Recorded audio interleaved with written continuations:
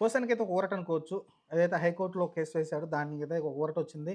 కానీ బెయిల్ అయితే రాలేదు ఇంకా. ఎందుకంటే చెప్పాను కదా! కేసుల మీద కేసులైతే బనాయించి అతనైతే తిప్పుతా ఉన్నారు రాష్ట్రం మొత్తం గూడా. ప్రస్తుతానికి పోసాని పైనైతే హైకోర్ట్ ఏం చెప్పిందంటే మళ్ళీ వాయిదా ఏసినప్పటికీ హైకోర్ట్ ఏం చెప్పింది, తొందరపాటుగా మీరు చర్యలైతే తీసుకోవద్దు. తొందరపాటు నిర్ణయాలు తీసుకొని అరెస్ట్ చేయొద్దనైతే చెప్తుంది. ఎందుకంటే ఇట్లా చిన్న చిన్న గొడవలకి మామూలుగా ఆర్గ్యుమెంట్‌లకి పెద్దగా ఏమి ఉండదు గదా! శిక్షలు పెద్దగా ఏమి ఉండవు. దాని గురించి ఉద్దేశించి హైకోర్ట్ అయితే అలా అయితే చెప్పింది పోలీసులకైతే. తొందరపాటు నిర్ణయాలు తీసుకోవద్దు. స్ట్రాంగ్‌గా ఉంటే కేసు పెట్టండి తప్ప ఇలా చిన్న చిన్న వాటికైతే పెట్టదని చెబుతుంది. చూద్దాం మరి ప్రస్తుతానికైతే రకరకాల కేసులు పెడతా ఉన్నారు. ఒక పక్కన చిత్తూరులో, అనంతపురం, ఇటు కృష్ణా జిల్లా, ఒక జిల్లా అని లేదు అన్ని జిల్లాలలో అయితే కేసులైతే నమోదవుతున్నాయి. దాదాపు 50 కేసులు ఎన్నో చెప్పారనుకుంటా. 50 కేసులంటే మామూలు విషయం కాదు కదా!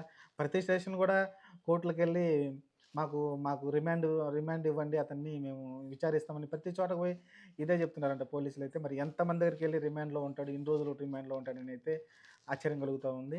అంతే, ప్రస్తుతం అధికారం చేతుల్లో ఉంది కాబట్టి ఎలాగైనా ఆడొచ్చొచ్చు. ఏదైనా చేయొచ్చు. ప్రస్తుతం టీడీపీ ఆహ్, కూటమి గవర్నమెంట్‌లో అయితే. ప్రస్తుతానికైతే ఇదొక ప్రతీకార చర్య క్లియర్‌గా కనిపిస్తుంది గదా! అది స్ట్రాంగ్ ఏం గాదు. కేసులు మరీ శిక్ష పడేంత కేసులైతే కావు గానీ, వేధింపనమాట. ఎప్పుడైతే అంతకుముందు పోసాని ఏదైతే వాళ్ళని అగ్రెసివ్‌గా కొంచెం మిగతా వాళ్ళు ఇప్పుడు మీకు ఎగ్జాంపుల్ చెప్పాలంటే ఆలీ ఉన్నాడు. ఆలీ వచ్చేసి వైసీపీలో జాయిన్ అవ్వడం చూసాం. అప్పుడు చాలామంది విమర్శ కూడా చేయడం చూసాం. పవన్ కళ్యాణ్‌తోటి చాలా సన్నిహితంగా ఉంటావు కదా! ఎందుకు వైసీపీలోకి వెళ్ళావని అతను చెప్పాడు, నాకు జగన్ అంటే ఇష్టం. ఆయన పనితీరు నాకు ఇష్టం. అతనైతే వైసీపీలోకి వెళ్ళడం అప్పుడు విమర్శలు ఎదుర్కొన్నాడు. కానీ పవన్ కళ్యాణ్ కూడా పెద్దగా ఎక్కడ విమర్శించలేదు. తెలుగుదేశం నాయకులను కూడా పెద్దగా విమర్శించింది ఏం లేదు. తన పని తాను చేసుకుంటూ వెళ్ళిపోయాడు. కానీ పోసాని అలా కాదు. పర్సనల్‌గా లైఫ్‌లోకెళ్ళి బూతులు తిట్టడము, రకరకాలుగా మాట్లాడడం చూసాం. దాని కారణంగా అయితే ఇబ్బంది పడుతున్నాడు. మరి ఆలీ చూసాడు కదా! ఎంత హుందాగా రాజకీయాల నుంచి తప్పుకున్నాడు. వైసీపీ నుంచి బయటకొచ్చేసాడు. ప్రశాంతంగా తన సినిమా జీవితం అయితే మళ్ళీ కొనసాగిస్తున్నాడు. అక్కడ అదే పోసాని తప్పు చేశాడు. అప్పుడు అధికార బలంతోటి కావచ్చు, అధికార ఆహ్, కా కండకవరం అంటారు కదా! దాంతోటైతే అతను ప్రవర్తించి ఈరోజు ఈ తిప్పలైతే తెచ్చుకున్నాడు. అందుకని ఇప్పటికైనా మిగతా వాళ్ళు కూడా జాగ్రత్తగా ఉండాలి. ఇప్పుడు చూసాం రచ్చరవి అంతా, రచ్చరవి కావచ్చు, ఇంకొక పర్సన్ ఉన్నారు కదా! కొంచెం అతిగానే వాగుతా ఉంటారు.